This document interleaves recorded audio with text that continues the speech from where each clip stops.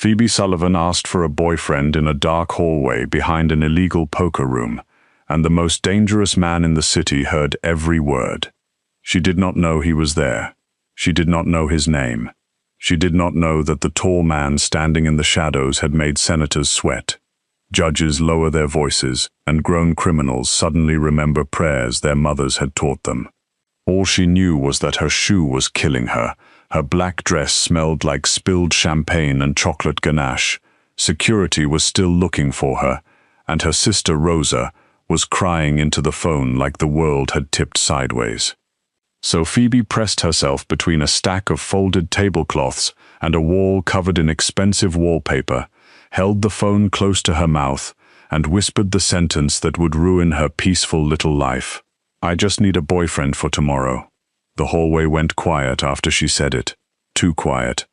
The kind of quiet that made the back of her neck prickle. Phoebe glanced over her shoulder, but all she saw was a stretch of dim gold light, the edge of a service elevator, and a closed door marked private, in letters so polished they looked smug. Somewhere beyond that door, rich men were playing cards with chips worth more than her bakery ovens. Somewhere behind her, a guard with a shaved head and no sense of humor was probably still asking why the dessert delivery woman had entered through the members-only hall instead of the kitchen entrance. And in her ear, Rosa was still breathing too fast. "Tomorrow is not a small problem, Phoebes." Nana asked the nurse to curl her hair. "She told the whole lounge your fiancé is coming. Mrs. Kaplan is making bets." Phoebe closed her eyes. Of course Mrs. Kaplan was making bets. At Fairview Gardens, gossip moved faster than medication carts. "I know," Phoebe whispered. "I know she expects him. I know I invented him. I know imaginary men are hard to schedule. That is why I am currently hiding in a hallway at a poker club, having a private emotional collapse beside a laundry cart." "You promised her," Rosa said softly. The words were small. They still hit hard. Phoebe leaned her head back against the wall. Her grandmother, Evelyn Sullivan, had once been the loudest woman in any room. She wore red lipstick to doctor appointments, cheated at bingo with the confidence of a politician, and called weak coffee brown sadness. Then her heart began to fail in slow, frightening ways. Her hands shook, her breath shortened. Her memory came and went like a light with bad wiring, but one fear stayed clear inside her. Phoebe would be alone. Phoebe would run the bakery, pay the bills, make jokes, feed everyone, love everyone, and then go home to an empty apartment above the shop, with flour in her hair, and nobody waiting. So Phoebe had lied. At first, it was only a tiny lie, a soft lie, the kind people told sick grandmothers because truth could be too sharp for hospital rooms. She had said there was someone nice, someone kind, someone who took her to dinner and did not mind that she talked too much when she was nervous. Evelyn had brightened so much that Phoebe kept going. The boyfriend became serious, then steady, then private, then, somehow, secretly engaged. Phoebe blamed stress. Rosa blamed stupidity. Evelyn blamed love and asked when she could meet him. Tomorrow was Evelyn's birthday. Tomorrow the lie needed a body. Phoebe swallowed. "I'll fix it." "How?" "I don't know. I'll rent a man." "Please don't say that near strangers. I am surrounded by criminals and people who use cloth napkins. I think we passed normal 10 minutes ago." Rosa made a sound halfway between a sob and a laugh, and that nearly broke Phoebe more than the crying. Phoebe could handle disasters. She was built sturdy, inside and out, with wide hips, soft arms, a sharp tongue, and a heart that had survived by pretending everything was a joke until she found a door. But Rosa crying made her feel like she was 12 again, standing in their grandmother's kitchen after their mother left, watching Evelyn put both girls at the table and say, "Well, babies, grief is rude, but dinner still needs making." "I have to go," Phoebe whispered. "Security is circling like bald eagles." "Phoebes, I'll be there tomorrow, with a solution. That is not the same as with a fiancé. It is when I'm panicking." She ended the call before Rosa could answer, and pressed the phone to her chest. For a second, she let herself breathe. Just 1 second. Then a low male voice came from the dark end of the hallway. Most women ask for money when they hide in private clubs. Phoebe's whole body locked. A man stepped out of the shadows, as if the dark had been holding him politely. He was tall, broad-shouldered, dressed in a black suit that looked simple until you understood it was probably worth more than her van. His hair was dark, his face calm, and his eyes had the stillness of a man who never had to raise his voice because terrible things happened when he lowered it. He did not smile. That somehow made him worse. Phoebe stared at him, and most men announce themselves before lurking like haunted furniture. One eyebrow lifted. She should not have said that. She knew she should not have said that. But fear always made Phoebe's mouth sprint ahead of her survival instincts. Rosa once said Phoebe would argue with a tornado if it looked at her wrong. Phoebe had called that inaccurate. She would argue only if the tornado blocked the bakery entrance. The man's gaze moved over her face, her messy curls, the bakery logo stitched on her black delivery jacket, the smear of pink frosting on her wrist, and the white cardboard dessert box clutched against her side. His eyes paused there for half a breath. Not long enough for most people to notice. Phoebe noticed. Bakers noticed small things. A cracked sugar shell, a cake leaning 1 degree too far, a customer pretending not to cry over cupcakes for one. "You are in the wrong hallway," he said. "Believe me, sir, I have been informed. This hallway is private. Everything in this building is private. Even the air feels like it signed a contract." His mouth moved. It was not quite a smile. It was the ghost of one, murdered early. Behind them, a door opened. Voices spilled into the hall. Phoebe heard the guard again, the bald one, the one who had told her she had no clearance, then knocked over a tray of lemon tarts and acted like she had personally attacked the Constitution. "There," someone snapped. "She went this way." Phoebe looked at the man in the black suit. He looked back at her, as if men searching hallways had never concerned him in his life. "Listen," she whispered. "I deliver cakes. I do not steal secrets, seduce club members, or whatever people do in places with carpets this thick. If you could point me toward a door that leads to anywhere less terrifying, I will leave and never insult your wallpaper again." The footsteps came closer. The man glanced past her. "Elevator to your left. Press the bottom button. Do not stop." That sounds like something someone says before a person disappears. "If I wanted you to disappear, Miss Sullivan, you would not hear the elevator." Phoebe went cold. She had not told him her name. His eyes flicked to the bakery patch on her jacket. Sullivan Sisters, Late Night Bakery, South Mercer Street. Of course. Her name was on her chest, stitched in cheerful yellow thread beside a cartoon rolling pin. Still, the way he said it felt personal, like he had found a loose string and already knew how hard to pull. The guard rounded the corner. The man in the suit turned his head slightly. The guard stopped so fast, his shoes squeaked against the marble. "Mr. DeMarco," the guard said, and all the anger fell out of him. Phoebe's fingers tightened around the dessert box. DeMarco. Even she knew that name, and Phoebe made it a rule not to know mafia names. Mafia names were like raw eggs. Once they got on your hands, they ended up everywhere. Damien DeMarco was not supposed to be real in the way normal people were real. He was a rumor in expensive shoes. He owned restaurants nobody admitted he owned. He funded charity events with money nobody asked about. He had enemies who left town suddenly and friends who never stood behind him. Men at the bakery whispered his name only when they thought Phoebe was in the kitchen. Rosa said whispers were just unpaid advertising for fear. And now fear was standing in front of Phoebe, wearing a black suit and looking mildly inconvenienced. "She's with me," Damien said. The guard blinked. "Sir?" Damien did not repeat himself. He only looked at him. The guard stepped back. "Of course." Phoebe did not move until Damien's gaze returned to her. "Elevator," he said. For once, Phoebe obeyed. She walked fast, then faster, then almost ran. The elevator doors opened with a soft chime that sounded too elegant for the state of her nerves. She slipped inside, jabbed the bottom button, and held the dessert box like a shield while the doors closed. The last thing she saw was Damien DeMarco standing in the hallway, his eyes on the box in her arms, not her face. That should have bothered her. Everything should have bothered her.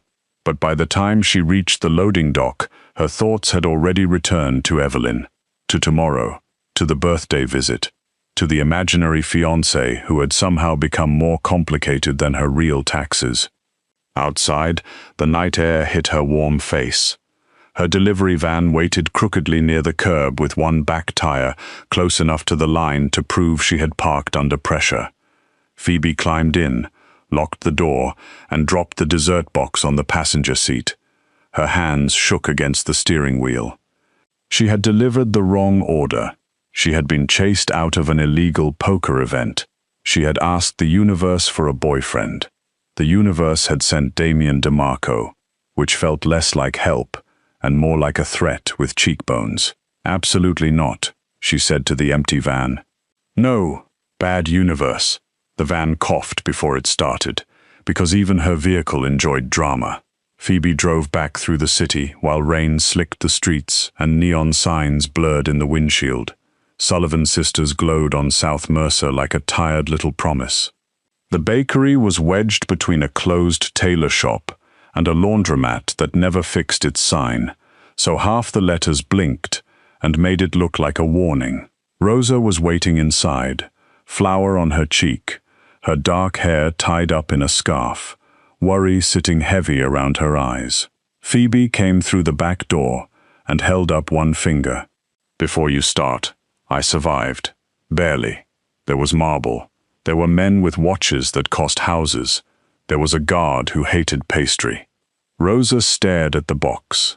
Where are the black cherry tortes? Phoebe looked down.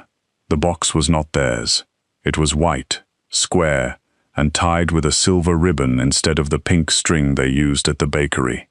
No logo, no label, no smudge of jam where Rosa always overfilled one corner tart because she believed generosity was a legal defense. Phoebe slowly placed it on the steel prep table. Rosa's eyes widened. Please tell me that is not from the poker place. That is not from the poker place. Phoebe, it may have emotionally followed me from the poker place. Rosa pressed both hands to her face. What is inside? Hopefully cake. It was not cake. Inside the box, nestled beneath a layer of tissue paper, was a small black flash drive taped to the bottom of a fake pastry tray. There were also 4 perfect chocolate domes, glossy as mirrors, but nobody cared about those anymore. Phoebe stared at the flash drive. Rosa stared at Phoebe. The bakery ovens hummed behind them, warm and ordinary, as if the room had not just become part of a crime. Nope, Phoebe said. Rosa whispered, Is that drugs? Do drugs come on flash drives? I don't know. I went to community college, not crime school. Phoebe reached toward the box, then pulled her hand back. We are going to put the lid on. We are going to place it somewhere safe. Tomorrow, after Nana's birthday, we are going to figure out who owns it. Tomorrow? Nana first. Felony pastry second. Rosa looked at her as if she had lost her mind, which was fair because Phoebe had lost it somewhere between the private hallway and the loading dock. But Evelyn's birthday had become a bright, fragile thing in Phoebe's mind. Her grandmother had been weaker all week. The nurse had said good days mattered. Good days were medicine in a form nobody could prescribe. Phoebe could not walk into that nursing home, stare into Evelyn's hopeful face, and tell her the perfect fiancé was fake, because Phoebe was too tired, too broke, too scared, and too much herself to be loved in a way that made an old woman stop worrying. So the next morning, Phoebe put on her nicest green dress, the one with tiny white flowers at the hem. She pinned her curls back twice and gave up when one section escaped on purpose. She covered the dark circles under her eyes with concealer that had given up months ago. Then she stood behind the bakery counter while Rosa adjusted her collar and looked like she was trying not to cry again. "You can still tell her the truth," Rosa said. Phoebe looked toward the display case. Lemon bars, strawberry hand pies, cinnamon rolls fat with brown sugar, all things she knew how to fix. Sugar too sharp, add cream. Dough too stiff, let it rest. Chocolate burned, start over. People were not like that. Hearts were not like that. Grandmothers were absolutely not like that. "I will," Phoebe said. "Just not today. And the fiancé? I will say he got called away. You used that last time. Men are busy, fictional men especially." Rosa touched her arm. Phoebe forced a smile. "I am going to disappoint her gently. That is my plan. A soft disappointment, like overbaked pudding. That sounds terrible. It is terrible, but it is pudding." She took Evelyn's birthday cake from the fridge. Vanilla sponge, whipped cream, peach filling, and buttercream peonies in pale pink, because Evelyn believed roses were show-offs. Phoebe carried it carefully to the van. She tried not to think about the flash drive hidden in the bakery office inside a jar labeled emergency sprinkles. No criminal would look there. Probably. Unless criminals had evolved. Fairview Gardens sat on a hill at the edge of the city. All beige stone and cheerful flower beds that looked expensive enough to make families feel guilty. Phoebe parked near the entrance and sat for a moment with the cake on the passenger seat. Through the glass doors, she could see the lobby. A nurse taped balloons to the front desk. Mrs. Kaplan sat in her wheelchair near the window, clearly positioned for maximum surveillance. Evelyn was already there, wrapped in her lavender cardigan, her silver hair curled, her lipstick bright red. Phoebe's throat tightened. Evelyn looked smaller than she had last month. That was the part Phoebe hated most. Illness stole in quiet ways first. A little weight, a little color, a little strength from the hand that used to slap dough into obedience. The woman who had raised her and Rosa on soup, stubbornness, and unpaid electric bills now looked breakable under the soft lobby lights. Phoebe climbed out of the van and lifted the cake.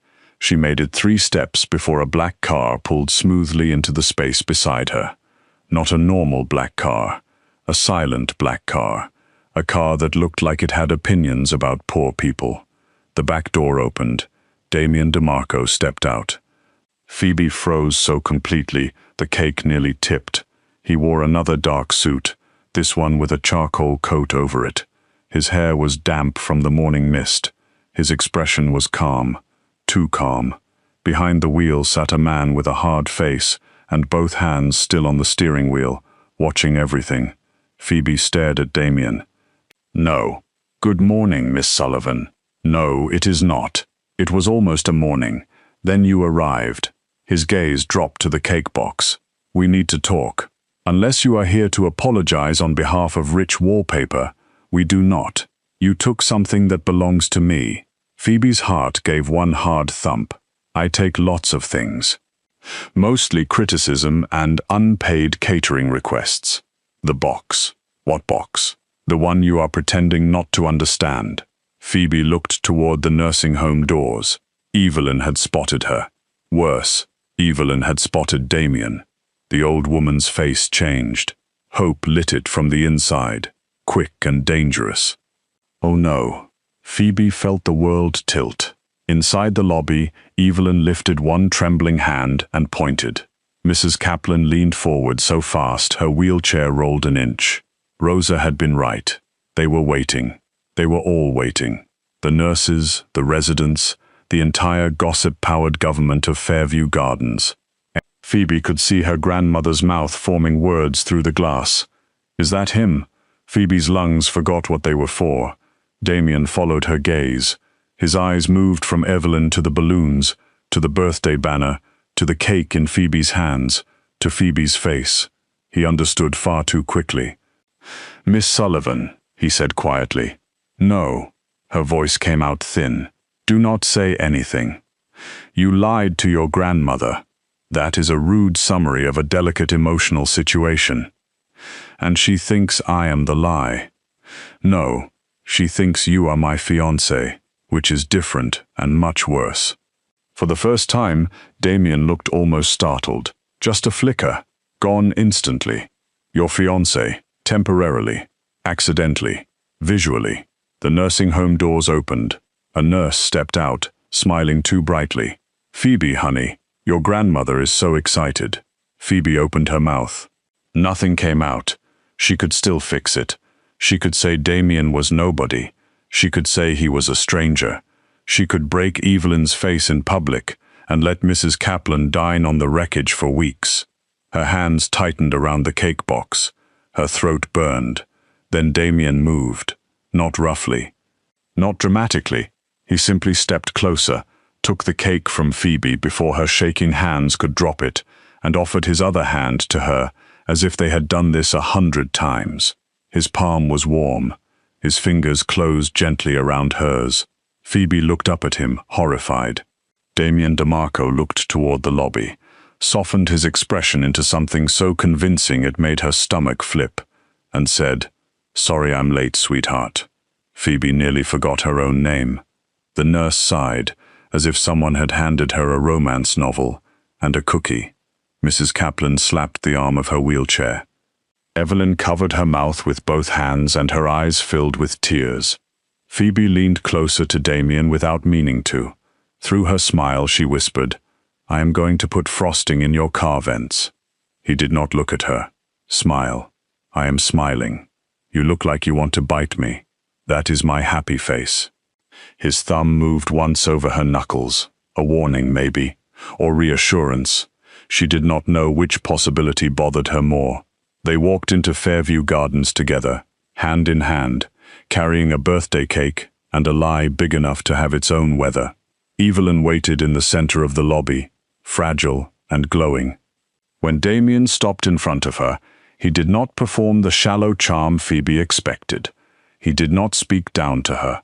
He did not give her the polished smile men gave old women when they wanted credit for kindness. He bent slightly, took Evelyn's hand with care, and said, "Mrs. Sullivan, I should have come sooner." Evelyn stared at him for one long second. Then she smiled. "Oh," she said softly, "you are trouble." Phoebe choked. Damien's eyes flicked to her, then back to Evelyn. "I have been told." "My girl likes trouble," Evelyn said. "She pretends she doesn't. That is how I know she is mine." "Nana." "What?" "You do. You brought home a raccoon once because it looked lonely. It had emotional eyes. It ate my curtains. It was processing trauma." Damien looked down at Phoebe with something unreadable in his face. Not mockery. Not amusement exactly. Interest. As if she had turned into a puzzle he had not expected to want to solve. The birthday visit should have been a disaster. Somehow, it became worse than that. It became beautiful. Damien sat beside Evelyn in the sunny lounge while Phoebe cut cake with hands that still felt unreal. He listened when Evelyn told him about the bakery's first oven, the one that burned everything on the left side. He remembered Rosa's name after hearing it once. He laughed quietly when Evelyn accused him of having funeral taste in clothing. He accepted a paper plate of peach cake and ate it without asking what was in it, which Phoebe found suspiciously brave. Evelyn watched every bite like a queen judging tribute, and Phoebe watched him. She did not want to. Watching Damien DeMarco felt like touching a locked door to see if it was warm, but she watched anyway. She watched the way his large hand held the thin paper plate carefully so it would not bend. She watched the way he waited for Evelyn to finish sentences when her breath gave out halfway through. She watched the way he did not interrupt. Powerful men loved interrupting. Phoebe had met enough of them at catered events, men who spoke over her while eating the food she had made. Damien did not fill silence just because he could. That made him more dangerous. Cruel men were easy to hate. Gentle moments from dangerous men were confusing. Confusing was how people got trapped. When Evelyn grew tired, her hand found Phoebe's. "You picked a handsome one." Phoebe forced a laugh. By accident. Damien looked at her. Evelyn's eyes sharpened, old mischief briefly cutting through the sickness. Good. The heart is smarter when the brain is busy making other plans. Nana, please stop giving wisdom near witnesses. I am old. I can say what I like. Evelyn turned to Damien. Does she feed you? I have not yet earned that privilege. Phoebe stared at him. Excuse me? Evelyn smiled wider. Polite answer. Dangerous but polite. The nurse eventually came to take Evelyn back to her room. Evelyn held Damien's hand before he could stand. Her voice softened. Take care with her. Something in Damien's face changed, very slightly, enough that Phoebe felt it. I will, he said. Not I promise. Not you have my word. Just I will. Quiet. Certain. Phoebe hated that it comforted her. The moment Evelyn was gone, Phoebe pulled Damien down the hall by the sleeve, through the lobby, past Mrs. Kaplan's open-mouthed delight, and out into the misty courtyard beside the visitor parking lot. What was that? She demanded. He adjusted his sleeve where she had grabbed it. You were panicking. So you joined the panic? As my fiancé? You needed help. I needed a believable accountant named Greg. Not a mafia thundercloud with cheekbones. His eyes narrowed slightly. You talk a lot when you are frightened. I talk a lot always. Fear just adds seasoning. The box, Phoebe. Her name in his voice made the air shift. Not Miss Sullivan now. Phoebe. She wished she had not noticed. Her sarcasm faded. It's safe. Where? Somewhere nobody dangerous would look. That is not an answer. It is the only one you are getting until you explain why an illegal poker cake contained a flash drive. Damien was still for a moment. You opened it. I was hoping for Moose. That drive is connected to a ledger that was stolen from me. Phoebe's stomach turned. A crime ledger? A business record. Oh, good. A crime ledger with manners. His mouth almost moved again. Almost. Before he could answer, the driver stepped out of the black car. He did not come close, only lifted his phone and said, Boss. Damien turned. The man's voice lowered, but Phoebe caught enough. A name. Lorenzo. A nursing home account. Men watching the bakery. Damien's expression went cold in a way that made the damp morning feel suddenly colder. Phoebe crossed her arms over her soft stomach, as if that could protect anything. Why did he say nursing home? Damien looked back at her. For the first time since she had met him, he seemed to choose his words with care, because the people who want that drive may already know your grandmother's name. The parking lot noise faded, the traffic beyond the trees, the nurses talking near the entrance, the distant laugh from the lobby, all of it seemed to fall away. Phoebe thought of Evelyn's thin hand in Damien's, Rosa crying into the phone, the flash drive hidden in emergency sprinkles, the black car, the private club, the box that was not theirs, the man in front of her, who had become her fake fiancé for reasons she still did not trust. Her fear rose fast. Then, stubbornness rose faster. No, she said. Damien's gaze sharpened. No? No to whatever you are about to do. No to moving us somewhere secret.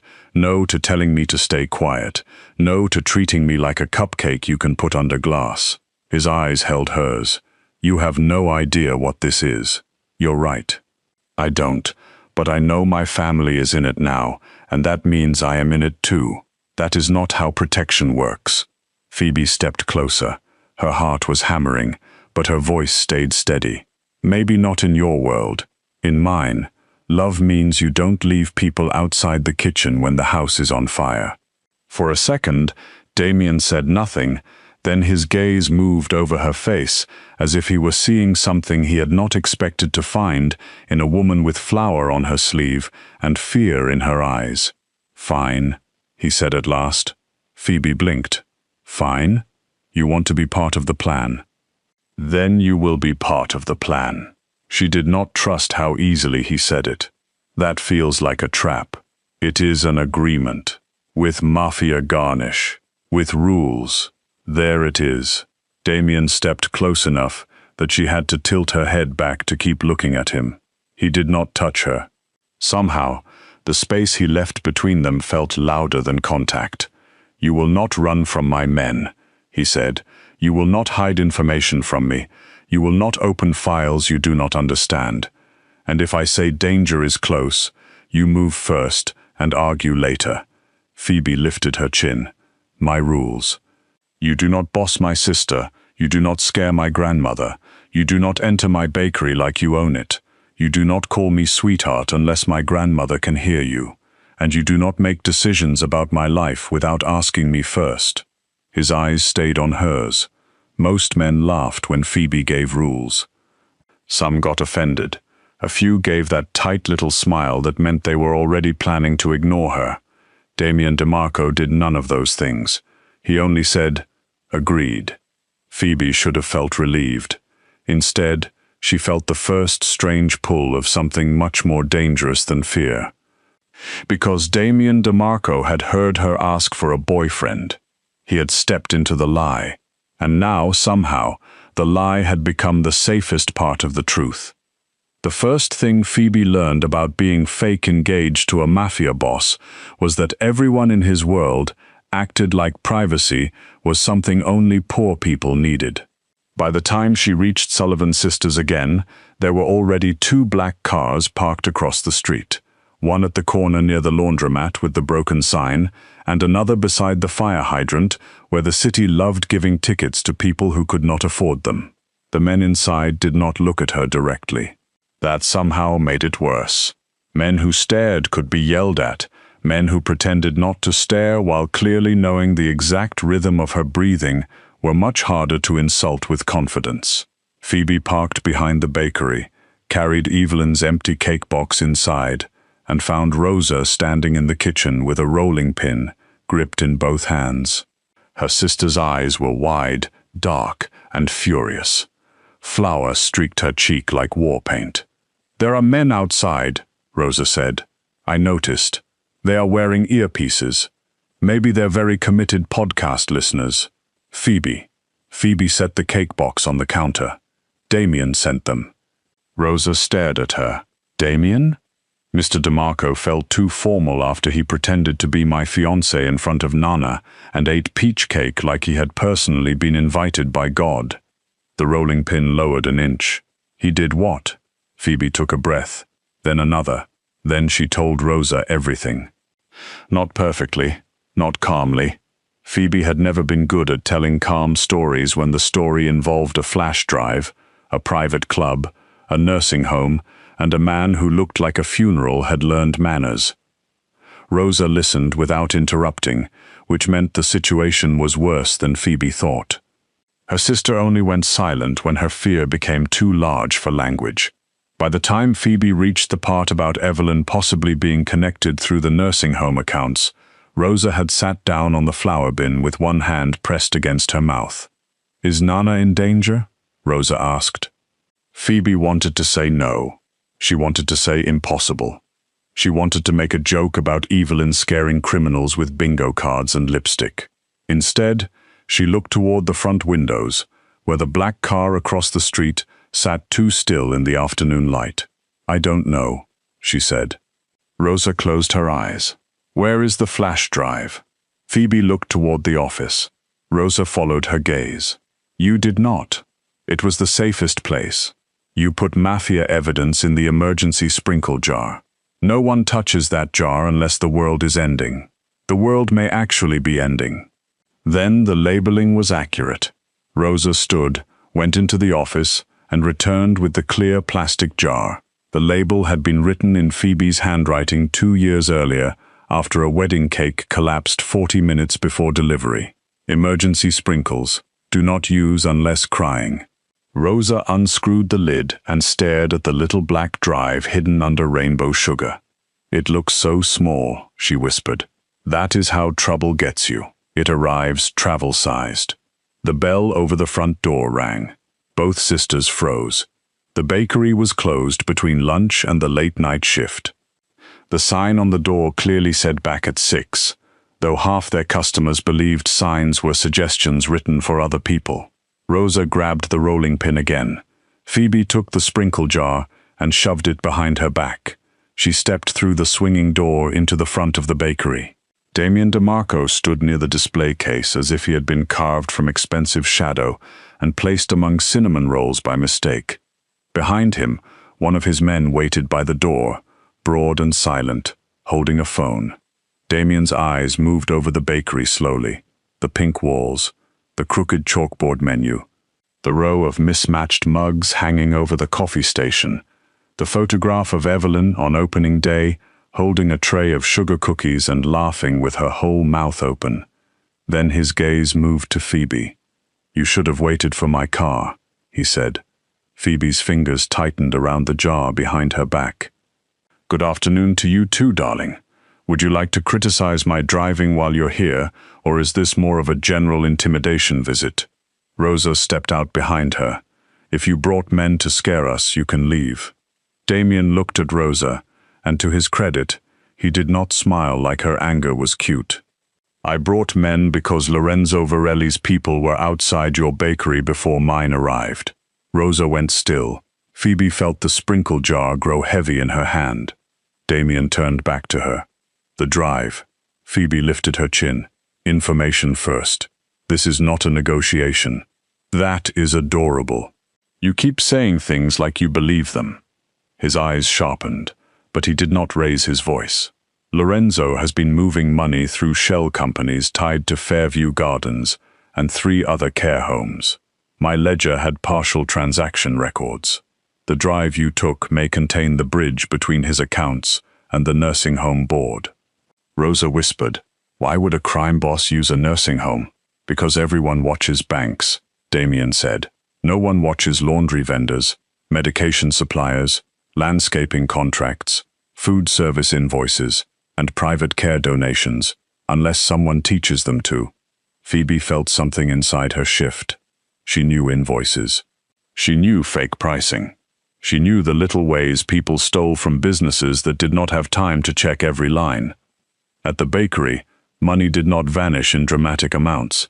It disappeared in small overcharges, extra fees, wrong weights, missing boxes, quiet little bites taken by people who expected tired women not to notice. Evelyn had taught her that numbers had moods. Honest ones sat clean on paper. Lying ones always leaned a little. "And Evelyn?" Phoebe asked. Damien's face stayed calm, but his silence answered too much before he spoke. Her care home may have been used without her knowledge, or someone inside may be involved. "I do not know yet. That is not comforting. It was not meant to be." See, most people aim for comforting when they talk to scared families. Most people lie. Phoebe hated that she did not have an easy answer to that. She brought the jar forward and set it on the counter between them. Damien looked at the label. For one brief second, something like confusion crossed his face. "Emergency sprinkles," he said. "Yes, you hid stolen evidence in sugar. Technically, under sugar." His man near the door coughed once into his fist. Damien did not look away from Phoebe. "You opened the files?" "No, I have excellent survival instincts when not speaking." "Good. Do not sound proud. I hate that." Rosa picked up the jar before Damien could reach for it. "If this drive proves someone is using our grandmother's nursing home, we get to see what is on it." "No," Damien said. Phoebe and Rosa answered at the same time. "Yes." The bakery went quiet. Damien looked from one sister to the other. "You do not understand what viewing those files could make you responsible for." Phoebe leaned both hands on the counter. "My grandmother is already responsible for surviving inside that place. Rosa and I are responsible for paying the bills. So if someone used her home, her care, or her illness as a hiding place for dirty money, then congratulations, Mr. DeMarco. We are involved." His eyes held hers for a long moment. "Damien, what? If you are going to accuse me of being morally irritating, use my name." Phoebe blinked. "That is not as charming as you think it is." "It was not meant to be charming. Bad news. It had a little charm on it." Rosa made a strangled sound behind her, as if she did not know whether to laugh or throw the rolling pin. Damien's gaze dropped to Phoebe's mouth. Not for long. just long enough for her to notice, which was rude of him. Then he looked away first, which was worse. "I have a man who can open the drive safely," he said. "Not here. Not on your computers. Our computers are perfectly good. Your office computer still runs a program from 2009. Phoebe narrowed her eyes. "Have you been investigating my bakery?" "Yes." "Then our engagement is already in trouble. It was invented 4 hours ago. And yet you are failing at it." Rosa finally stepped between them and set the jar down. "Enough. If opening that drive tells us whether Nana is in danger, we open it. Here or somewhere else, I do not care. But we are not handing over the only proof and trusting a man we met because Phoebe stole crime dessert." "I did not steal crime dessert. I accidentally accepted custody." Damien's man made the coughing sound again. This time, it was definitely laughter wearing a cheap disguise. Damien turned slightly. "Nico." The man's face went blank. "Sorry, boss." Phoebe looked at him. "No, keep doing that. It gives the room hope." Nico looked like he would rather eat glass than answer. For the first time since he had entered the bakery, Damien almost smiled. It was small, quick, and deeply inconvenient. Phoebe saw it anyway, and something warm moved low in her chest before she could stop it. That evening, Sullivan Sisters did not open for late-night service. A handwritten sign on the front door said family emergency, which was true if your definition of family included a grandmother, 2 exhausted bakers, 1 mafia boss, 3 armed men, and a flash drive full of possible financial crimes. Damien brought a small silver laptop that had never touched the internet, which made Rosa whisper that rich crime people were annoyingly prepared. Nico connected the drive while Phoebe stood behind him with her arms crossed and a butter knife in one hand. Damien noticed. "Is that for me?" "It is for emotional support. It is a butter knife. I'm a baker. We use what we know." The files took several minutes to open. Phoebe hated those minutes. The bakery smelled like coffee and cooling sugar, but the air felt wrong. It felt like the building itself was listening. Rosa paced near the ovens. Damien stood beside the prep table, still as stone. Nico worked silently. Outside, the black cars remained parked under the streetlights. At last, the screen filled with folders. Names, dates, transfers. Companies Phoebe did not recognize. Others she did. Fairview Gardens Nutritional Services. Blake Care Holdings. Varelli Community Wellness Fund. Tiny, respectable names. Names that would look harmless on a bill. Phoebe leaned closer. "Open that one." Nico glanced at Damien. Damien nodded. The folder opened into spreadsheets, scanned contracts, payment records, and something that made Phoebe's stomach tighten. Monthly invoices for fruit, dairy, bread, medical supplements, and special meal services. She knew food costs. She knew what peaches cost by the crate in August, and what they cost in February when suppliers got smug. She knew no nursing home should be paying that much for basic flour, unless the flour had arrived wearing diamonds. "That's wrong," she said. Nico paused. "What is?" Phoebe pointed. "This supplier is billing them for 60 pounds of almond flour every week." Damien looked at her. "Is that unusual? For a nursing home?" "Yes. Half the residents can't even eat nuts. Fairview uses soft meal plans. Evelyn complains constantly. She says every dessert tastes like it was frightened before baking." Rosa came closer. "That dairy number is wrong too." Phoebe nodded. "And the bread. They're charging for artisan sourdough. Fairview serves square rolls that bounce." Damien's gaze sharpened. "How much of this can you identify?" Phoebe looked at the spreadsheet again. The numbers stopped looking like numbers. They became ingredients, deliveries, storage needs, kitchen habits, waste, lies pretending to be groceries. Enough to know someone is washing money through food invoices. Nico looked impressed despite himself. "You got that in 30 seconds?" Phoebe shrugged. "I yell at wholesalers for sport."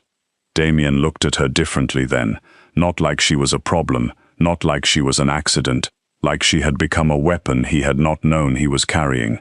Phoebe did not know whether to feel proud or nervous. They worked until after midnight. Damien's world slowly unfolded on the bakery table in lines of numbers and hidden names. Lorenzo Varelli had used nursing homes, flower vendors, nutrition suppliers, event caterers and charitable donations to move money through clean-looking places. Cassandra Blake's family name appeared again and again through holding companies attached to elder care businesses. Not directly, never directly. Rich betrayal had better stationery than poor betrayal. But it was there if you knew how to look. Rosa made coffee so strong it could have testified in court. Nico drank 3 cups and became visibly afraid of her. Another one of Damien's men, a quiet giant named Marco, accepted a cinnamon roll and then confessed he had skipped dinner. Rosa wrapped 6 more for him, with such aggressive kindness that he looked trapped. Phoebe watched all of it with strange wonder. Damien's men had entered the bakery like shadows. Within an hour, Rosa had them eating at the staff table and taking instructions about napkins. Criminals, Phoebe decided, were still men, and men were often one warm pastry away from obedience. Damien noticed too. "You feed everyone," he said quietly, while Rosa argued with Nico over whether he needed more coffee. Phoebe wiped powdered sugar from the counter. "It's a bakery. That's the theme." "No, you feed people like it is a language." That made her hands still. She did not look at him. "My grandmother said hungry people get mean because their souls are knocking too loudly. Is that why you made my men sit down?" "No, I made your men sit down because they were looming near the sourdough starter, and she is sensitive. Her name is Bernadette." Damien looked at the glass jar of bubbling dough near the window. "You named fermented flour. Careful, she holds grudges." His eyes softened with that almost smile again. Phoebe turned away before it could do damage. Around 1 in the morning, Rosa went upstairs to call Evelyn's nurse and check on her. Nico stepped outside to take a call. The bakery settled into a rare quiet. Rain tapped softly against the front windows. The lights were low. Damien stood near the display case, staring at the photograph of Evelyn from opening day. "She raised you," he said. Phoebe joined him, but kept a sensible distance. Sensible distance was important around men who looked too good in dark coats. "She raised both of us. Our mom left when we were kids. Evelyn took us in like we were a package delivered to the wrong door but too cute to return. She looks strong. She is. She once chased a landlord down the street with a broom because he tried to raise rent during a heat wave." Damien's gaze stayed on the photograph. "My grandmother raised me too." Phoebe looked at him then. He did not offer more right away. Men like Damien probably kept personal memories behind locked doors with guards outside. But tonight, the bakery was warm, and the rain was gentle, and maybe the smell of cinnamon made even dangerous men forget where they had hidden the softer parts of themselves. "Her name was Lucia," he said. "She came from Sicily with 2 dresses, no English, and a husband who gambled away rent before he died badly enough to become a warning. She cleaned houses, raised me in a 1-bedroom apartment above a butcher shop. She had hands like paper and a voice like a church bell." Phoebe said nothing. For once she knew better. Damien's jaw tightened. "When I became old enough to choose power, I chose it completely. I told myself I was doing it for her. Better doctors, better apartment, better everything. Then one Sunday she asked me to visit. I had business. I told her next week." The rain touched the glass again and again. "There was no next week," he said. Phoebe felt the words land in the warm bakery like snow. Damien looked away from the photograph. "When I heard you in that hallway, you sounded like someone trying to borrow time from a world that does not lend gently." Phoebe's throat tightened. For all her jokes, for all her loudness, for all the ways she filled silence before it could swallow her, he had heard the one true thing underneath. She was trying to borrow time. Another birthday, another good day, another afternoon where Evelyn looked at her and believed the future might be kind. I lied because I thought it would make her less afraid, Phoebe said, but maybe I made it worse. You gave her comfort. I gave her a man who did not exist. Now he does. Phoebe turned to him slowly. Do not say things like that. Why? Because you say them like they are simple. They can be. No, Damien, they cannot. You are not Greg from accounting. You are not going to come to Sunday dinner and complain about parking. You are a man whose enemies may know my grandmother's room number. His face hardened at that, but not at her, at the truth. Phoebe hugged herself. And I'm not some elegant woman from your world who knows which fork means betrayal. I'm a fat baker with bad knees, loud opinions, and a van that starts only after I threaten it. Your people look at me like I wandered into the wrong movie. Damien turned fully toward her. My people are learning quickly. She laughed once, but it hurt. Cassandra Blake won't. The name had appeared enough in the files. Phoebe had asked. Rosa had answered first, because Rosa read society pages the way other people read horror novels. Cassandra Blake was beautiful, rich, elegant, and connected to one of the families Damien needed to keep peace with. She was also, apparently, his arranged fiancé, though Damien had said the word arranged as if it tasted like cold metal. At the mention of Cassandra, his expression closed. I have not agreed to marry her, he said. Does she know that? She knows what is useful for her to know. Phoebe tilted her head. That may work with crime princesses, but it does not work with bakers. I am beginning to understand that. Good. Here is another lesson. Guilt is not love. His eyes changed. Phoebe regretted saying it, then did not. What you feel about your grandmother, that ache, that missed Sunday, that thing you keep locked in your chest like punishing yourself, will bring her back. That is guilt. It may have brought you into that hallway. It may have made you help me today. But it is not the same as caring about me or my family. Do not confuse them. Damien was silent for a long time. Most men would have defended themselves. Most powerful men would have made the air dangerous. Damien only stood there, letting the words hit him. Then he said, "And if it has become more than guilt?" Phoebe's heart gave a foolish, painful kick. She looked away first. Then you should be very careful with it. The next few days changed the bakery in ways Phoebe could not explain to anyone normal. Damien's men became part of the street. Nico appeared every morning with a coffee order he pretended was for security reasons. Marco fixed the back door latch without asking, then flinched when Rosa told him nobody fixed things in her kitchen without eating first. A young guard named Sal learned how to pipe whipped cream after Phoebe caught him watching and handed him a pastry bag. He was terrible at it. She told him so. He looked delighted. And Damien kept showing up. Not constantly. That would have been easier to resent. He appeared at strange, precise times, always when the bakery was between rushes, always with an excuse that sounded real, until Phoebe looked directly at it. He needed to review invoices. He needed to speak with Rosa. He needed to confirm Evelyn's visitor schedule. He needed coffee, even though his driver could have bought coffee anywhere in the city. Phoebe started calling him Mr. Funeral Suit on the third day. He looked down at his black coat. This is charcoal. You say that like charcoal isn't funeral adjacent. Do you insult every man protecting you? Only the overdressed ones. I will wear blue tomorrow. Don't threaten me with growth. He wore blue the next day. Phoebe hated him for it. Not real hate. Real hate was simple. This was worse. This was noticing. She noticed that blue made his eyes look less cold. She noticed he always stepped aside when she carried hot trays, never crowding her path. She noticed he asked Rosa before taking files from the office. She noticed he listened when Phoebe said no, even when every muscle in him seemed built for command.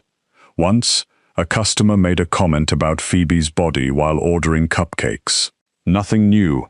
Nothing she had not heard in 10,000 boring forms. The man said she must taste test everything herself, and laughed like he had invented cruelty. Phoebe opened her mouth with a smile already sharpened. Damien, standing near the coffee station, went very still. Phoebe saw it. The customer did not. Lucky man. She held up one hand toward Damien without looking at him. Do not. The bakery went silent. Damien's voice was low. He insulted you. He embarrassed himself. Different thing. The customer turned pale as he finally recognized Damien. Phoebe slid the cupcake box across the counter. That will be $18, plus a $5 fee for making everyone uncomfortable. The man paid $25 and left without his change. Damien watched him go. You should have let me handle it. Phoebe wiped the counter. No, I handled it. He deserved fear. He got charged extra. We all use our tools. Damien looked at her for a long moment. Does it happen often? Phoebe shrugged, hating the sudden softness in his tone. People get weird around women who don't apologize for taking up space. You should never apologize for that. Her hands paused. The words were simple, not poetic, not grand. That was why they reached her before she could dodge them. Careful, she said quietly. With what? Sounding like you mean things. He did not answer, but after that, whenever he stood near her in the bakery, he gave her room. Not distance, room. There was a difference, and Phoebe wished she did not understand it so clearly. On Friday afternoon, Cassandra Blake walked into Sullivan Sisters and made the little bell above the door sound judgmental. Phoebe knew it was her before anyone said a name. Some women entered a room. Cassandra arrived like a verdict. She was tall and slim, dressed in cream silk beneath a pale coat, with blonde hair swept back from a face so perfect it looked expensive to maintain. Her earrings were pearls, real ones, obviously. Even her sadness would probably come with a trust fund. The bakery seemed smaller around her. Phoebe hated that she noticed. Cassandra looked at the chalkboard menu, the mismatched tables, the line of day-old cookies wrapped for discount sale, and finally Phoebe. Her gaze moved slowly, from Phoebe's curls to her flour-dusted apron to her body, where it lingered just long enough to make the insult clear, without the effort of words. Then she smiled. You must be Phoebe. Phoebe wiped her hands on a towel. Depends who's asking. Cassandra Blake. Ah, the fiancé from the expensive side of the crime spreadsheet. Cassandra's smile tightened. Damien always did enjoy strays. Rosa, behind Phoebe, stopped moving. Phoebe felt the old heat rise in her face. Not shame exactly. Anger, trying to protect something bruised. She had been called worse. She had survived worse. Still, Cassandra's voice had a smooth little blade inside it, the kind designed to cut without leaving fingerprints. Phoebe leaned on the counter. And yet here you are, in my bakery. Careful. If you stay too long, you might develop flavor. Cassandra's eyes cooled. I came because this has gone far enough. Whatever game you and Damien are playing, it ends before people become confused. People? Your grandmother, for example. Phoebe's body went cold. Cassandra noticed. Of course she did. Women like Cassandra were trained to notice where the armor cracked. She seems fragile, Cassandra said softly. It would be unkind for her to learn from strangers that her granddaughter hired herself a pretend fiancé with blood on his hands. Rosa stepped forward. Get out. Cassandra did not look at her. Damien's world is not a place for women like you, Phoebe. It is not warm. It is not soft. It does not care how clever your little jokes are. Men may find novelty charming for a while, but eventually they remember where they belong. Phoebe's throat tightened. She hated that Cassandra had found the exact fear and dressed it in perfume. The front door opened again. Damien entered. The temperature in the bakery changed so quickly, even Cassandra turned. His eyes moved from Cassandra to Phoebe, then to Rosa's white-knuckled hands, then back to Cassandra. He did not ask what happened. He seemed to read the room like one of Phoebe's invoices. Every false number circled itself. Cassandra, he said. She smiled as if nothing were wrong. Damien, I came to speak with your new friend. She is not yours to approach." Phoebe's heart moved at the words. Then she scolded it. Quietly, firmly, Cassandra laughed once. "Is that what this is? Possession?" "No," Damien said. "Respect." That single word landed harder than anger would have. Cassandra's face changed. "You are making a mistake. I have made many. Do not humiliate my family because a baker made you feel human for a week." The bakery went still. Damien stepped closer, but his voice stayed calm. "Your family's name appears in laundering records tied to care homes Lorenzo has been using. If you came here to threaten Phoebe, choose your next words as if your future depends on them." Cassandra looked at Phoebe then. No smile now, no silk over the blade, just hatred, bright and clean. "You do not belong beside him," she said. Phoebe swallowed. Before she could answer, Damien did. "She does not need to belong beside me," he said. "I am the one asking for a place in her bakery." No one moved. Even Rosa looked stunned. Phoebe felt her heart break open in one silent, terrified place. Cassandra's face went pale with rage. "You will regret this." "Probably," Phoebe said, because if she did not speak she might cry, and she refused to give Cassandra the satisfaction. "But we sell regret in 6 flavors, so at least come hungry next time." Cassandra gave her one final look, then swept out of the bakery, with her coat floating behind her like an angry ghost. The bell rang. The room breathed again. Phoebe turned on Damien. "You cannot say things like that in public." "Which part?" "The bakery part, the place part, the whole emotionally reckless paragraph." It was one sentence. It had paragraph energy. Rosa muttered, "It did." Damien's gaze stayed on Phoebe. She threatened Evelyn. "I noticed.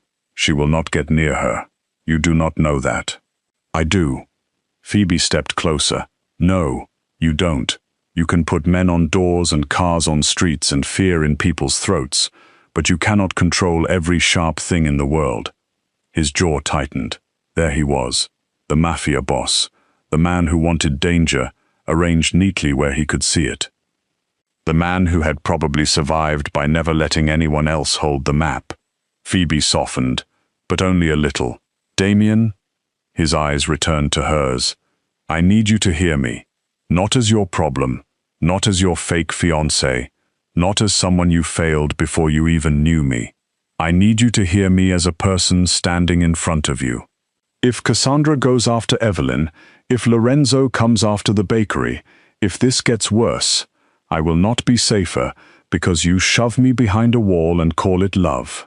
Something in his face flinched at the last word, not visibly enough for anyone else, but Phoebe saw. "I did not call it love," he said quietly. "No," she said. "But you looked at it."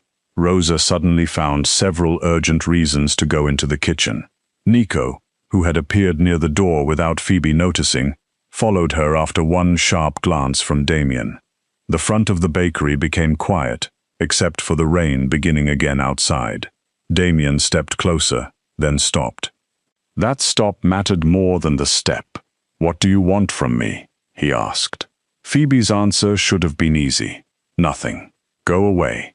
Take your enemies and your beautiful almost fiancé and your terrifying life with you. Leave me with my bakery, my sister, my grandmother, and a world where dessert boxes only held dessert." But life had already moved.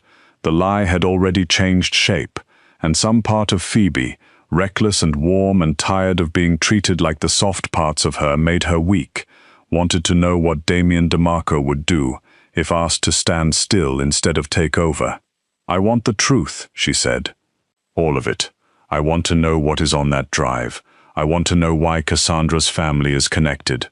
I want to know whether Fairview Gardens is safe, and I want you to ask before you decide something about me."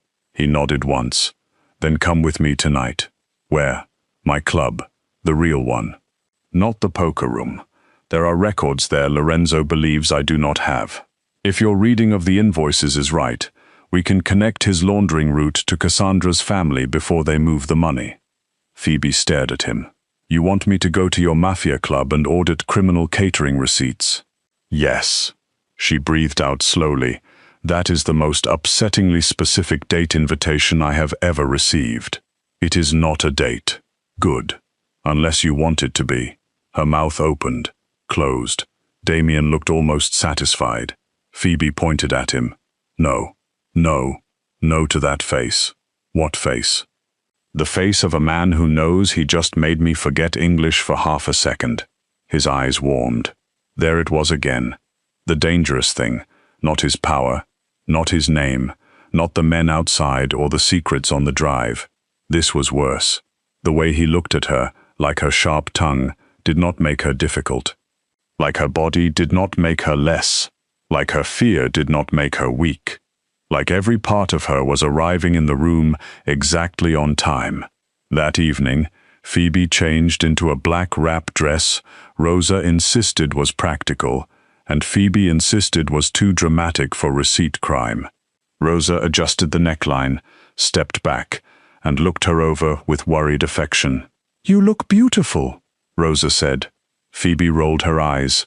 "I look like I am about to seduce a tax document." "You look like Nana when she was young." That stopped her. Rosa smiled softly. "Loud eyes, trouble mouth." Phoebe blinked too fast. "Do not make me emotional before organized crime. Come back safe." "I will. Come back yourself." Phoebe looked at her sister then. That was the real fear, wasn't it? Not just danger. Change. Damien's world was large enough to swallow people and call it protection. Cassandra had said Phoebe did not belong there. Maybe she was right, but Phoebe knew something Cassandra did not. Belonging was not always about entering someone else's world. Sometimes it was about walking in with flour still on your shoes and refusing to shrink. Damien's car waited outside. When Phoebe stepped out, he turned from where he stood beside the back door. For a moment, he did not speak. His gaze moved over her, not greedily, not carelessly, but with such steady attention that her skin warmed under the night air. "What?" she said, because silence was dangerous, and she did not trust it. "You look like trouble," he said. Phoebe's lips curved despite herself. "Good. I would hate to be off-brand." He opened the car door for her. She looked at it, then at him. "No bodyguard routine," she said. I opened a door, with intense symbolism. "Get in the car, Phoebe." She did, but only because she wanted to. As the car pulled away from Sullivan Sisters, Phoebe looked back at the warm windows of the bakery, at Rosa standing behind the glass, at the little pink sign swinging in the rain.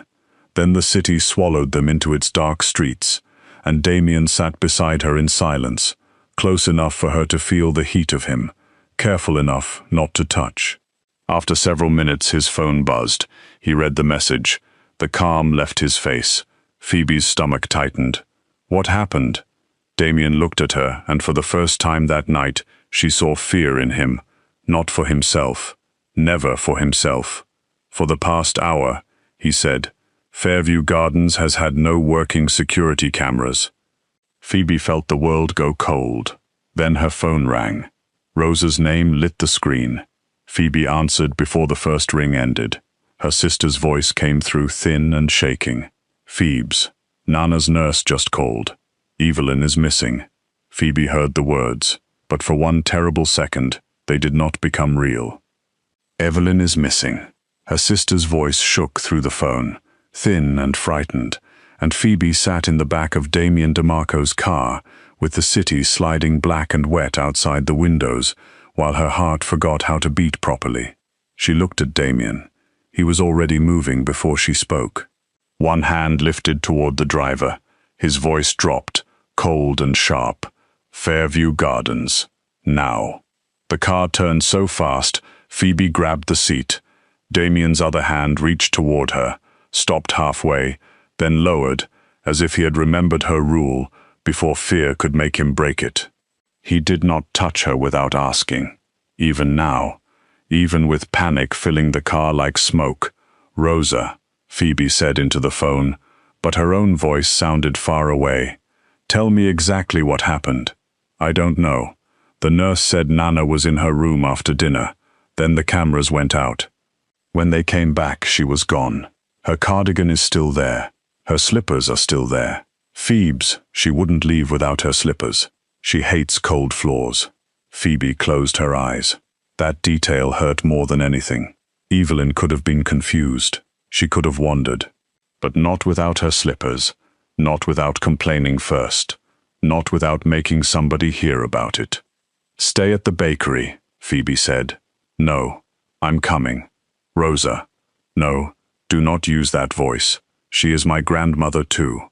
Phoebe pressed her hand to her mouth. She wanted Rosa beside her. She wanted Rosa safe. She wanted too many impossible things at once. Damien watched her, expression still, eyes not. His phone was already at his ear. He was speaking to Nico in short, quiet orders, sending men to Fairview, to the bakery, to every exit between the nursing home and the river road. The old Phoebe, the one from yesterday morning, would have been terrified by how fast his world obeyed him. Tonight, she was terrified it would not be fast enough. "Rosa," Phoebe said, softer now, "bring the drive copy from the office computer." Rosa went silent. "What copy?" Phoebe swallowed. "The one I made while Nico was explaining why I shouldn't touch the laptop." Damien's head turned slowly. Even through terror, Phoebe almost laughed. "Do not look at me like that," she told him. "You copied the drive. I copied pieces of it. The invoice folders, the care home files. The things I understood. You told me you did not open files you did not understand. I didn't. I opened the ones I did understand. There is a difference, Mr. Funeral Suit." His eyes held hers for a second. Something like anger crossed his face, but under it was something worse. Fear, respect. A reluctant, furious admiration. Then he looked back to the road. "Bring it," he said into Phoebe's phone, loud enough for Rosa to hear. "Nico will meet you outside. You do not drive alone." Rosa snapped something in Spanish that Phoebe did not fully catch, but recognized as deeply insulting. Damien took it without blinking. "I deserve that. Bring the copy." The car tore through the rain. Phoebe stared at the glowing phone screen long after Rosa hung up. Her hand shook. Her whole body shook. She had spent years being loud because loud was easier than helpless. Loud filled rooms. Loud scared off pity. Loud made people think she was stronger than the soft places inside her. But in that car, with Evelyn missing and Damien beside her looking like a man trying not to become every terrible thing people already believed he was, Phoebe felt small in a way she hated, not because of her body. Her body had carried her through long shifts, heavy flour bags, grief, desire, loneliness, and every stupid comment thrown at her by strangers who thought softness meant permission. She felt small because the world had reached for the woman who raised her, and Phoebe had not been there to slap its hand away.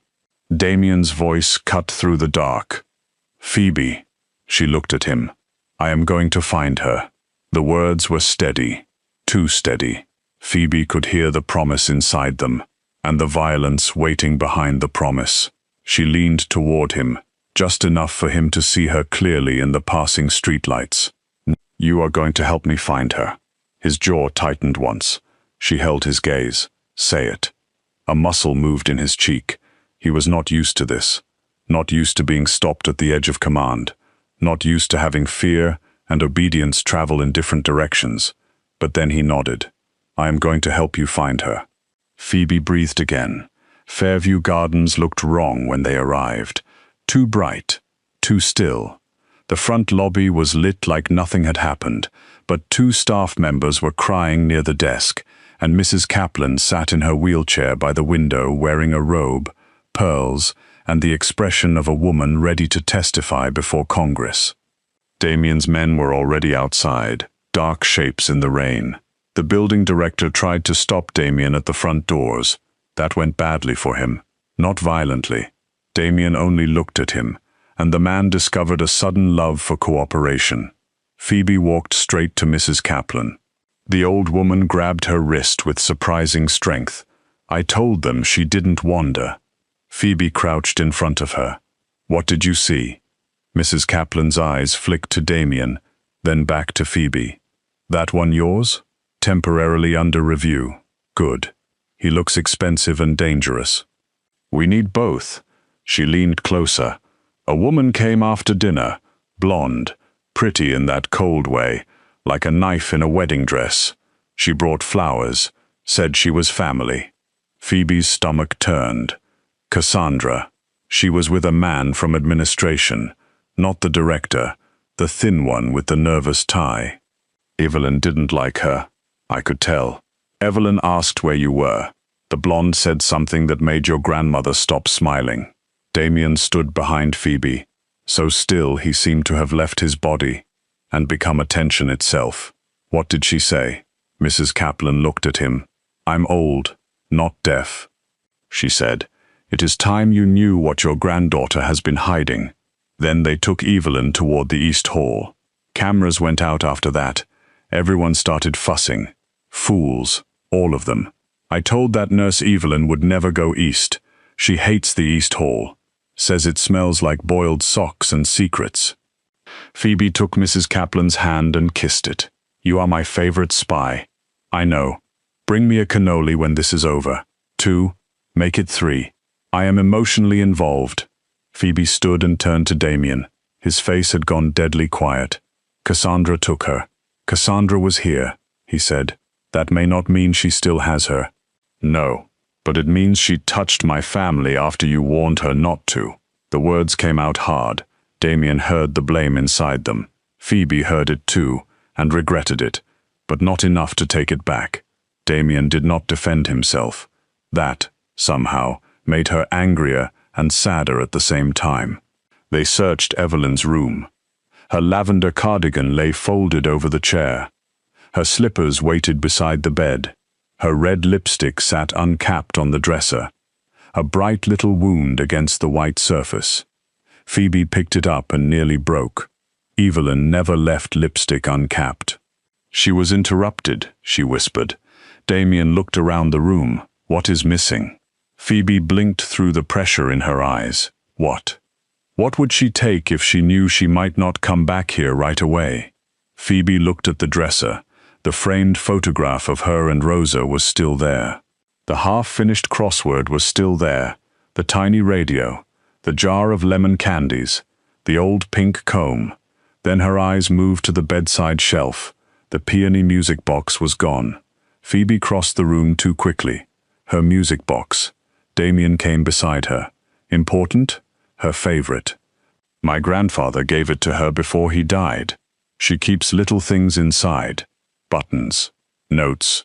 Old receipts. Once, an emergency $20 bill she forgot about for 12 years. Damien's eyes sharpened. Would she take it herself? Phoebe thought of Evelyn in the lobby, sharp under sickness. Evelyn, who cheated at bingo and noticed everything. Evelyn, who had looked at Damien and known trouble when she saw it. Phoebe's breath caught. Maybe. Nico appeared at the door with Rosa behind him. Rosa pushed past everyone and grabbed Phoebe so hard the air left both of them. For 1 second, they just held each other. 2 grown women in a nursing home room wrapped around the same fear. Rosa pulled back first. I brought the copy. Damien turned to Nico. Administration offices. Now. The thin man with the nervous tie did not last long under Damien's attention, but it was Phoebe who broke him. Damien asked where Cassandra had taken Evelyn. The man lied. Damien asked again. The man sweated. Then Phoebe stepped close, placed both hands on his desk, and spoke softly. My grandmother is sick. She is scared. And you helped someone move her in the middle of the night. So here is what is going to happen. You are going to tell me where she went, or I am going to have my sister call every resident's family by sunrise and explain exactly how easy it was for a stranger to walk out with their mother, father, aunt, or husband while you were in charge. Then I will send them your name, correct spelling. I am very good with names. The man looked at Damien, then at Rosa, then at Phoebe. "Blake Care has a private suite downtown," he whispered, "for donors. They said Mrs. Sullivan was being moved for safety. Miss Blake had paperwork." "Forged?" Damien asked. The man swallowed. "Signed by the director."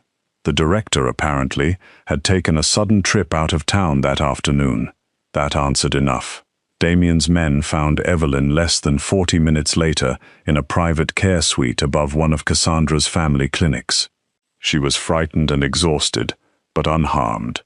When Phoebe reached her, Evelyn was sitting upright in a bed under a pale blue blanket, wearing someone else's slippers, and the angriest expression a sick woman could manage. "Those slippers are ugly," Evelyn said the moment Phoebe entered. Phoebe burst into tears.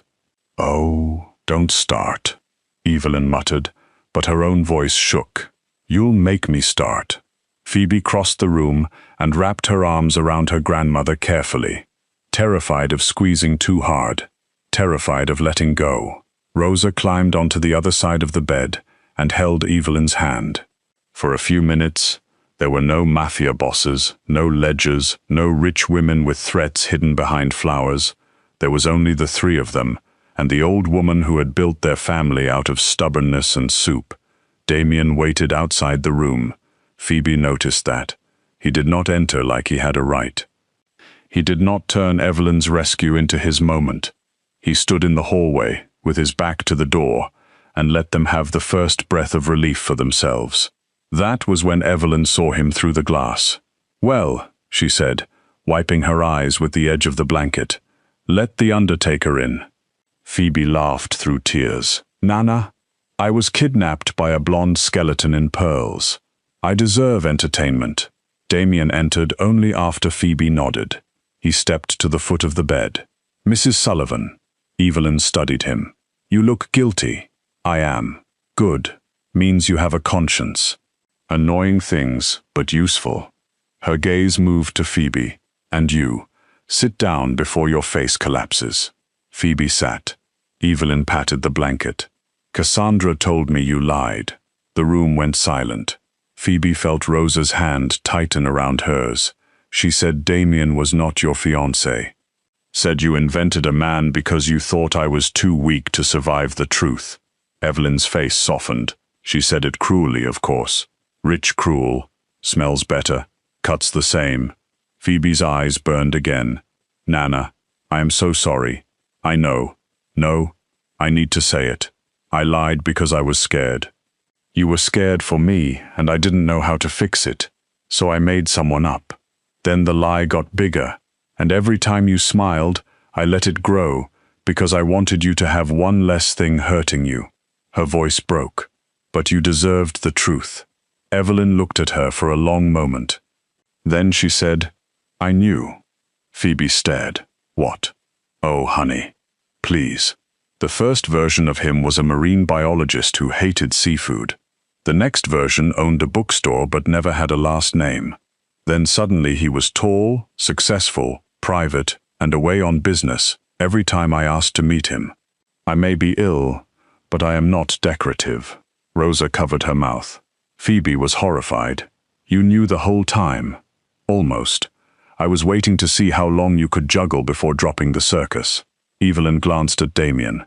"Then he showed up, and I knew he was not the original lie." Damien's brows lifted slightly. "How? You didn't know Phoebe's favorite dessert? A fiancé would know she pretends it's lemon cake because it sounds bright and cheerful, but it's actually warm bread pudding with too much cinnamon because she is emotionally 87. Evelyn turned to Phoebe. "Also, you looked at him like a tiger had wandered into the lobby wearing a wedding ring." Phoebe pressed both hands to her face. "I hate this family." "No, you don't." Evelyn's voice softened. "But I also saw the way he looked at you." Phoebe lowered her hands slowly. Damien did not move. Evelyn's eyes, tired but clear, stayed on her granddaughter. That part was not fake. The room changed around those words. Phoebe felt Damien's attention from across the bed. She did not look at him. If she looked at him, something inside her might step forward before she was ready. Evelyn reached for the peony music box on the bedside table. Phoebe had not noticed it there. Her grandmother's fingers trembled as she opened it. Inside was not just old buttons and folded scraps of paper. There was a tiny drive, a second one, pink, ridiculous, covered with a faded sticker of a cupcake. Phoebe stared. "Nana." Evelyn smiled with great satisfaction. "I knew Miss Pearl's skeleton wanted something, and when an old woman is taken from her room, she takes the thing nobody expects to matter." Damien stepped closer, eyes fixed on the drive. "Where did you get that?" "From Phoebe's purse when she was crying into my birthday cake napkin." Phoebe gasped. "You stole from me." "I borrowed from a thief of truth. I cannot believe you. I raised you. Believe bigger." Damien looked at Phoebe. She looked at him. Then, for the first time since the phone call, they both laughed. Not much. Not enough to remove the fear, but enough to let air back into the room. The plan came together before dawn, not because Damien ordered it, but because Phoebe refused to let it form without her. Evelyn was moved to a secure hospital suite under a name Rosa chose from one of their old bakery supply accounts. Mrs. Kaplan was told just enough to spread the wrong gossip with confidence, a role she accepted with deep artistic pride. Cassandra believed Evelyn had been shaken into silence. Lorenzo believed Damien was scrambling. Both of them believed Phoebe still had the only usable copy of the drive. They were wrong. Phoebe spent the next day in Damien's club, which was nothing like the private poker room where this had started. This place was older, darker, and strangely beautiful, hidden behind a restaurant with red leather booths and waiters who had the quiet eyes of men who noticed exits. The club itself had a ballroom upstairs used for charity events, political dinners, and the kind of fundraisers where people pretended money was clean because violins played nearby. A gala was already scheduled there that night for a children's medical foundation. Cassandra was expected. Lorenzo was expected. Half the city's powerful hypocrites were expected. Phoebe stood in the empty ballroom that afternoon, looking up at crystal chandeliers and white flowers arranged in tall glass vases. "Your club is very subtle," she said. Damien stood beside her. "I do not decorate. I can tell. This room says a vampire married a bank." Nico, passing behind them with a tablet, made the cough laugh again. Damien ignored him. "You do not have to be bait." Phoebe turned to him. "We discussed this." "No. You explained it. I disliked it. That is the same as discussion in your world, probably." His face was serious. "Lorenzo will come for you if he thinks you still have the real drive. That is why I will be surrounded by your men. Men can fail. So can plans. So can locks. So can pretending I am safe if I hide. Damien, Cassandra went after my grandmother because she thought I was the weak part of your life. Lorenzo thinks the same. I am tired of people looking at me and seeing leverage." His voice lowered. "You are not leverage." "I know." Phoebe stepped closer. "That is why I need them to learn it." The words sat between them. Damien looked at her with that terrible, steady care she had begun to feel, even when he was across the room. Then he nodded once, not because he liked it, because she had chosen, and he was learning not to turn love into a locked door. That night, Phoebe wore the green dress again, not because it was fancy enough. It was not. Cassandra would probably wear silk spun by obedient angels. Phoebe wore the dress because Evelyn liked it, because Rosa said it made her look alive, and because Phoebe refused to enter that ballroom dressed like an apology. Rosa pinned a tiny microphone beneath the flowered neckline and whispered, "If you die, I will haunt you." Phoebe hugged her. "If I die, I expect snacks at the haunting. I am serious, I know." Phoebe pulled back. "I'll come back." Rosa's eyes filled. "Yourself?" Phoebe smiled softly, louder. The gala began with champagne, cameras, and rich people pretending not to stare at the baker on Damien DeMarco's arm. Phoebe felt every glance. Some curious, some cruel, some confused. She kept her chin high anyway. Damien did not hold her like a prize. He did not steer her by the waist or pull her through the room like proof of rebellion. He offered his arm, and she took it, because she wanted to. When she stopped, he stopped. When she spoke, he listened. That frightened her more than any guard in the room. Cassandra arrived in silver. She looked perfect. Of course she did. Perfect was her weapon. Her hair shone. Her diamonds glittered. Her smile was calm enough to pass for innocence at a distance.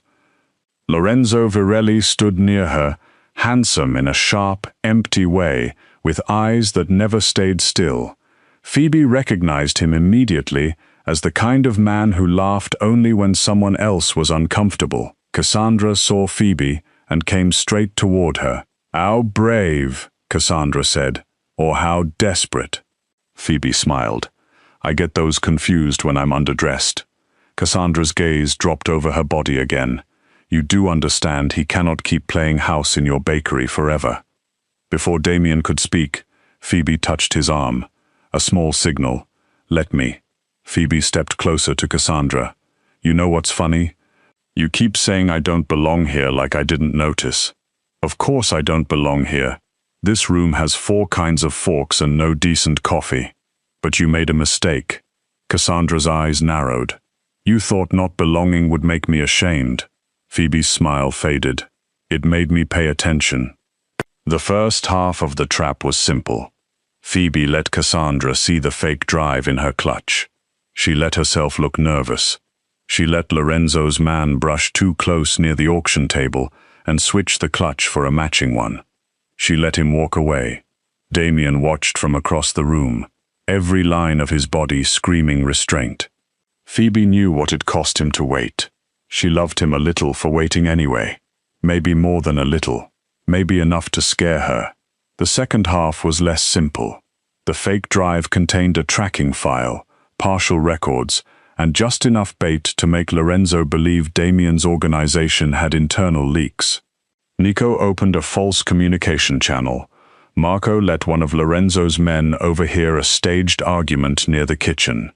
Rosa, who had insisted on coming as part of the catering staff, moved through the ballroom with trays of lemon cakes and a smile sharp enough to cut ribbon. Within an hour, Lorenzo believed Damien's men were divided. Cassandra believed Phoebe had panicked, and half the dirty money route had exposed itself through frantic calls Damien's team quietly captured. But the real twist belonged to Phoebe, because while everyone watched the fake drive, the real evidence had already left the building. Evelyn's peony music box, carried out that afternoon inside a delivery crate marked wedding samples, had gone to 3 places at once. One copy went to a federal investigator Damien did not own. One went to rival families who had been unknowingly cheated by Lorenzo. One went to a journalist Evelyn had once fed cookies to during a nursing home inspection story, 15 years earlier. Evelyn had insisted on that last one. She said never trust justice with only one address. Lorenzo discovered the truth too late. The ballroom screens flickered during the charity auction. At first, people thought it was a technical error. Then the foundation logo vanished. In its place came invoices, transfers, holding companies, care home contracts, video from Fairview Gardens showing Cassandra entering Evelyn's room, audio of Lorenzo ordering a man to recover the drive before the baker makes herself useful. Gasps moved through the room like wind over water. Cassandra went white. Lorenzo looked at Damien, then at Phoebe, and for the first time all night, he seemed to understand that the soft woman in the green dress was not a decoration in someone else's war. She was the reason the doors had closed. Police entered from the main entrance, so did men from rival families, not armed openly, not speaking loudly, but present enough to make running an unattractive idea. Lorenzo reached for Cassandra's arm. Cassandra pulled away. Loyalty, Phoebe saw, had a short shelf life when prison entered the room. Lorenzo tried to smile. This is theater. Phoebe lifted her champagne glass. Good. I was worried the pacing dragged. He turned his eyes on her. They were ugly now. No charm left. You stupid little baker. Damien moved. Phoebe touched his wrist. He stopped. That silence was thunder. Phoebe looked at Lorenzo herself. Her voice did not shake. You used old people as hiding places for dirty money. You threatened my family. You mistook flour on my shoes for weakness. That was your first mistake. Lorenzo's face twisted. And the second? Phoebe smiled. You stole from men who are much less forgiving than I am. Behind him, two of those men stepped forward. Damien's people did not need to touch Lorenzo. The police reached him first. Cassandra tried to walk out with her head high, but Nico was already at the door with two officers and a folder full of Blake's signatures. Her composure cracked only once, when she looked back and saw Damien standing beside Phoebe, not in front of her, beside her, as if the whole room could learn the shape of his choice. You are throwing away alliances for her, Cassandra said. Damien's voice carried, quiet but clear. No, I am ending the habit of confusing alliances with chains. Cassandra's eyes burned. She will never belong in your world. Damien looked at Phoebe then. Something soft moved through the danger in his face. Then I will be lucky if she lets me visit hers. Phoebe's breath caught. The room heard it. Rosa heard it. Nico definitely heard it and looked suddenly very interested in a floral centerpiece. Cassandra was led away. Lorenzo followed, no longer smiling. The ballroom erupted into whispers, phone calls, denials, and rich people discovering urgent reasons to stand near innocent-looking exits. Phoebe stood very still in the middle of it all, her hand still near Damien's wrist. It was over, not cleanly. Nothing like this ended cleanly. There would be lawyers, investigations, hearings, articles, new threats, old debts, families rearranging power while pretending honor had anything to do with it. But Evelyn was safe. Rosa was safe. Fairview Gardens would be ripped open and watched by people who could not be bought as easily. Cassandra's family had lost its polished mask. Lorenzo had learned, far too late, that Phoebe Sullivan knew the difference between cake decoration and structural support. Her knees suddenly felt weak. Damien saw it. Phoebe? I'm fine. You are pale. I just helped collapse a money laundering system in formal wear. Give me a second. His hand lifted. May I? Such a small question. Such a huge one. Phoebe nodded. He touched her elbow gently and guided her toward a side balcony away from the crowd. The night air was cool and damp. Far below, the city shone with 1,000 windows, each one holding lives that knew nothing about flash drives, fake engagements, or grandmothers who weaponized music boxes. Phoebe leaned against the stone railing and breathed. Damien stood beside her, not too close. For a while neither spoke. Then Phoebe said, "We don't have to pretend anymore." Damien's face remained turned toward the city. No, the fake engagement can be over. Yes. She waited. He looked at her then. I stopped pretending a while ago. Phoebe's heart did the foolish thing again, the hopeful thing, the dangerous thing. Damien, I know. His voice was low. I know what I am. I know what my world is. I know you did not ask for any of it. I know I frighten people you love. I know I have power, and I know power can rot kindness if a man mistakes control for care. Phoebe swallowed. He turned fully toward her. So I will not ask you to enter my world as decoration. I will not ask you to become quieter, smaller, easier, or polished enough for rooms like that one. I will not buy your life and call it protection. I will not decide your future and call it love. Her eyes burned. What are you asking? She whispered. Damien looked almost nervous. It was so strange on him that Phoebe nearly smiled through the ache in her chest. I am asking if I can earn a place in yours. The city seemed to hold its breath.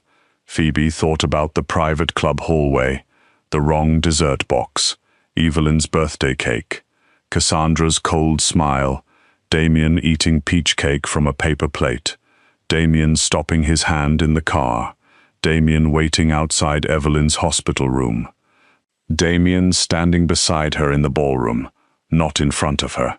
She stepped closer. One real date, she said. My terms. His eyes softened. Name them. Cheap coffee shop. No bodyguards at the table. No black car parked dramatically outside the window. No calling me sweetheart unless you mean it. No pretending you like my jokes if you don't. I do like your jokes. That is concerning for both of us. His mouth curved. A real smile this time. Small, but alive. And, Phoebe added, her voice softer, if I say no to something, it means no. Even if you are scared. Even if you think you know better. Damien nodded. Yes. And if you mess up, I will tell you. I assumed. And if I get scared, I may make fun of your clothes. I also assumed. Phoebe looked at him for a long second. Then she reached for his hand. Not because Evelyn was watching. Not because a lie needed feeding. Not because danger required performance. Because she wanted to know how his fingers felt when there was no audience and no emergency between them. His hand closed around hers carefully. Okay, she said. Damien looked down at their joined hands. Okay? One date. His thumb moved once over her knuckles. This time, it was not a warning. It was wonder. The cheap coffee shop was terrible. Phoebe chose it on purpose. The coffee tasted burned, the tables wobbled, and the man behind the counter called Damien Buddy, which nearly made Phoebe choke on her muffin. Damien wore navy instead of black. Phoebe accused him of emotional growth again. He ordered coffee without complaint, listened while she described the politics of bakery yeast, and did not once look at the door until a man dropped a tray and everyone looked at the door. Phoebe noticed. Damien noticed her noticing. He looked back at her and stayed. That was how it began for real. Not with a grand confession. Not with a ring. Not with a kiss under chandeliers while criminals were arrested behind them. It began with bad coffee, one blueberry muffin split in half, and Damien DeMarco asking Phoebe what she wanted her bakery to become in 5 years. No one had asked her that in a long time. People asked if she was dating, if she was tired, if business was good, if Evelyn was worse. They did not ask about dreams, as if dreams were practical things that deserved table space. Phoebe told him she wanted a bigger kitchen, a second oven, a delivery van that did not require threats, a late-night window where nurses, cab drivers, students, and lonely people could buy warm bread after midnight. Damien listened like she was describing a kingdom. Months passed. The city did what cities always do. It swallowed scandal, digested it, and asked for more. Lorenzo's name became a headline. Cassandra's became a warning, whispered in rooms where women like her used to rule. Fairview Gardens changed directors, then ownership, then staff. Mrs. Kaplan got her cannoli and immediately demanded a loyalty discount. Rosa promoted Marco to official backdoor repairman and unofficial cinnamon roll tester. Nico learned that Phoebe's coffee was stronger than loyalty and twice as dangerous. Sal still could not pipe whipped cream, but he tried every Thursday. Evelyn had good days and bad days. Phoebe learned not to count them like coins. She learned to live inside the good ones while they lasted. Damien visited her every Sunday. He never missed. Sometimes he brought flowers, not roses, peonies. Sometimes Evelyn made him play cards and accused him of cheating when he won and of insulting her intelligence when he lost. Sometimes she fell asleep while he sat beside her, and he stayed anyway, quiet in the chair near the window, a man keeping an old promise to someone who was not his grandmother but had somehow forgiven him for missing another one. Phoebe loved him slowly, then all at once, then slowly again. That was the surprising part. Love did not make her smaller. It did not soften her edges into something easier to hold. If anything, she became louder. Safer things often grow louder. Plants near windows, kids in warm kitchens, women who finally believe they are not asking too much by wanting room. Damien changed too, but not into someone else. Phoebe would have hated that. He was still dangerous, still quiet, still a man who made other men reconsider their sentences, but he asked more questions. He waited for answers. He learned the difference between stepping in and standing near. He learned that protection could look like a locked door, but love usually looked like an open one, and someone trusted to walk through it. Nearly 7 months after the birthday that started everything, Evelyn insisted on attending what she called the correction ceremony. Phoebe told her normal people called it an engagement party. Evelyn said normal people were not in charge. The bakery closed early that day. Rosa cried while pretending she had powdered sugar in both eyes. Mrs. Kaplan came in a purple hat and demanded the best seat. Damien's men filled the back wall, trying and failing to look less emotional than a row of armed uncles. There was no ballroom, no chandeliers, no violin music played by people who looked bored. Phoebe wanted the bakery. Warm lights, pink walls, Bernadette the sourdough starter bubbling by the window, cinnamon in the air. Evelyn in her wheelchair near the front counter with lipstick bright as ever and a blanket over her knees. Damien stood beside Phoebe in a dark blue suit because she had banned funeral black for romantic milestones. His hand was steady when he took hers, but she knew him well enough now to feel the nerves under his skin. He did not make a speech about owning the city. He did not promise her diamonds, houses, or safety he could not fully guarantee. He said, "You made room for me." Phoebe's throat tightened. "And I will spend my life making sure you never have to make yourself smaller to keep me there." That was when Rosa actually cried. Loudly, Marco handed her a napkin. She told him to mind his business and took it. Phoebe slid the ring onto Damien's finger first. It was simple, dark metal, chosen because he said gold felt too loud, and Phoebe said that was rich, coming from a man whose car looked like a threat. He slid her ring on next. It was not delicate. She had told him delicate rings looked nervous on her hand. This one had a warm center stone and tiny engraved peonies on the band for Evelyn. Phoebe stared at it, then at him, and for once she had no joke ready. Evelyn rolled closer and lifted her trembling hand. Damien bent at once. She touched his cheek. "You are still trouble." "Yes, ma'am, but you are teachable." Phoebe laughed. "Barely." Evelyn looked at Phoebe then, and the room seemed to soften around her. "Remember this, baby. Being loved should never ask you to become smaller. Not your body, not your voice, not your dreams, not your dignity." Phoebe knelt in front of her grandmother and held her hands. "I remember."